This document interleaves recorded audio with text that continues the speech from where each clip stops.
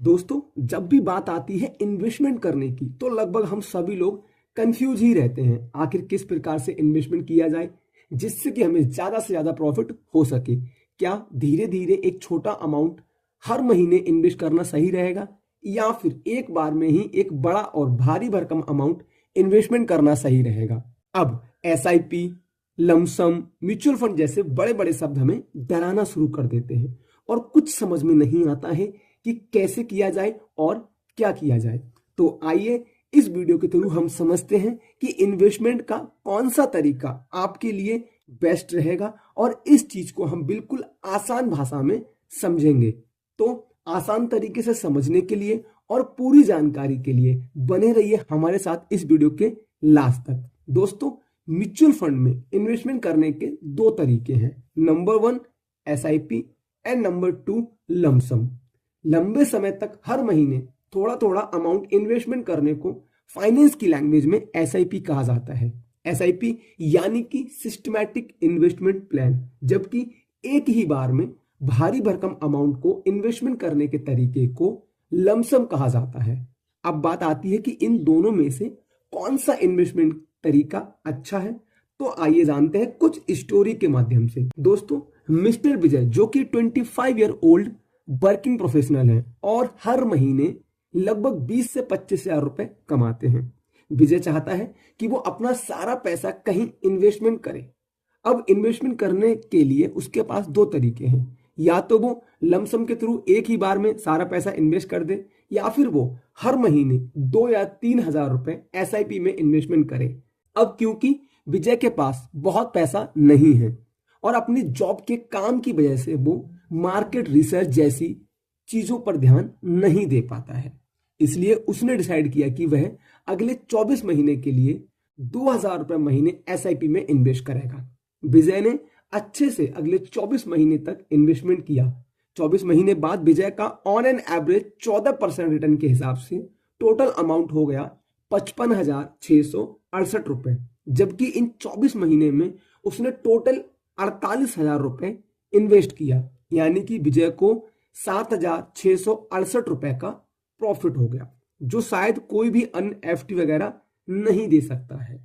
अब दूसरी तरफ मिस पूजा जो कि एक मॉडल है और हाल ही में उन्होंने एक प्रोजेक्ट खत्म किया है जिसमें उन्हें 50,000 रुपए मिले हैं और पूजा चाहती है कि वो इन पैसों को जल्दी से जल्दी कहीं पर इन्वेस्ट कर दें।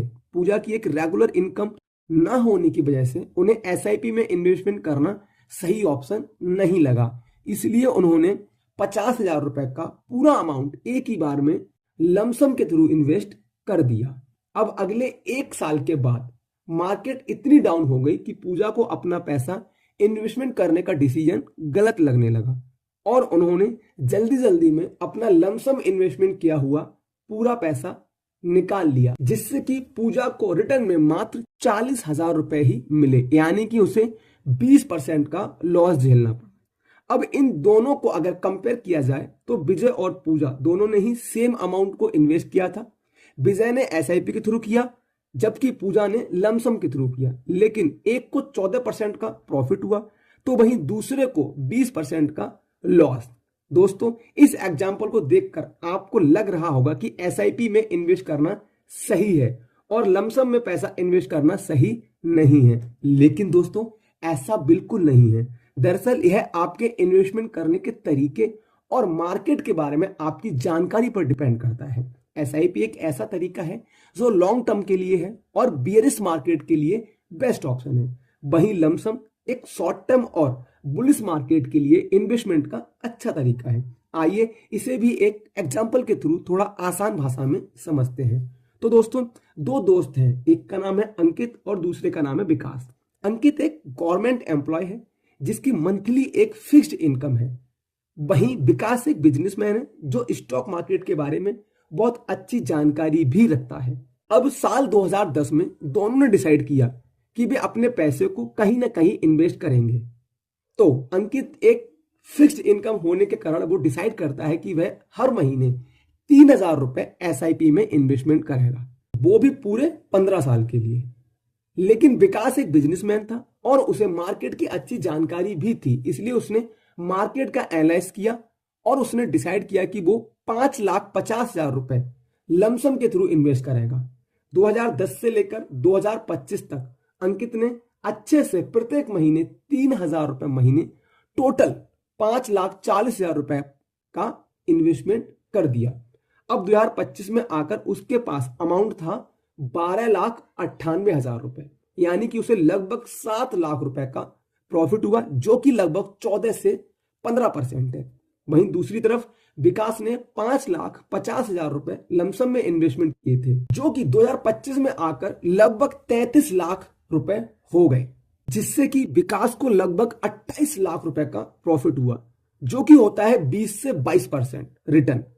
इन दोनों को अगर कंपेयर किया जाए तो हमें देखने को मिलता है कि अंकित और विकास दोनों ने ही 2010 में इन्वेस्टमेंट करना शुरू किया था और दोनों ने ही सेम टाइम यानी कि 15 सालों के लिए इन्वेस्टमेंट किया, लेकिन इसके बावजूद भी अंकित को रिटर्न मिला 14%, जबकि विकास को रिटर्न मिला 22%।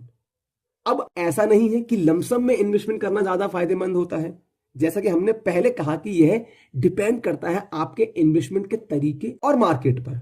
अब दूसरे एग्जांपल में विकास को मार्केट की अच्छी नॉलेज थी, इसलिए उसे पता था 2010 के फाइनेंशियल बेसिस के कारण मार्केट फिलहाल बहुत डाउन चल रही है, लेकिन आने वाले समय में मार्केट इस पॉइंट से नीचे नहीं बल्कि ऊपर ही जाएगी, यानी कि मार्केट बुलिश होगी। इसलिए उसने अपना पैसा एसआईपी के थ्रू नहीं बल्कि लमसम के थ्रू इन्वेस्टमेंट किया। अगर हम पूजा वाले एग्जांपल को देखें तो पूजा ने उस समय पर इन्वेस्टमेंट किया जब मार्केट अपनी अच्छी स्थिति में नहीं थी, लेकिन अगले 1 साल में ही मार्केट बहुत डाउन हो गई और पूजा ने अपने लमसम इन्वेस्टमेंट किया हुआ पैसा जल्दी जल्दी में निकाल लिया, यानी कि मार्केट उस टाइम बियरिश थी, इसलिए पूजा को लमसम के थ्रू लॉस झेलना पड़ा। हालांकि पूजा अगर कुछ समय के लिए रुक जाती और विजय की तरह अपना 24 महीने का टाइम पूरा करती तो शायद उसे 10,000 रुपए का लॉस नहीं झेलना पड़ता। दोस्तों, जहां लमसम आपको हाई रिटर्न देने की क्षमता रखता है, वहीं उसमें रिस्क भी थोड़ा हाई होता है। दूसरी तरफ एसआईपी है, जिससे आपको लॉन्ग टर्म में एक अच्छा रिटर्न कंपाउंडिंग के साथ मिलने की क्षमता रखता है। साथ ही रिटर्न लिमिटेड भी हो सकते हैं, लेकिन उसके साथ रिस्क भी एसआईपी में लिमिटेड होता है।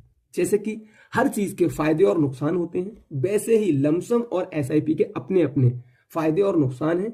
ये पूरी तरीके से डिपेंड करता है आप पर कि आपको कितनी मार्केट की नॉलेज है, आपकी सिचुएशन क्या है। आपके पास हर महीने थोड़ा थोड़ा पैसा आता है तो आपके लिए एसआईपी बेहतर हो सकती है। आपके पास एक बार में बड़ा पैसा आ गया है तो आपके लिए मार्केट को एनालाइज करने के बाद लमसम एक बेहतर इन्वेस्टमेंट का ऑप्शन हो सकता है।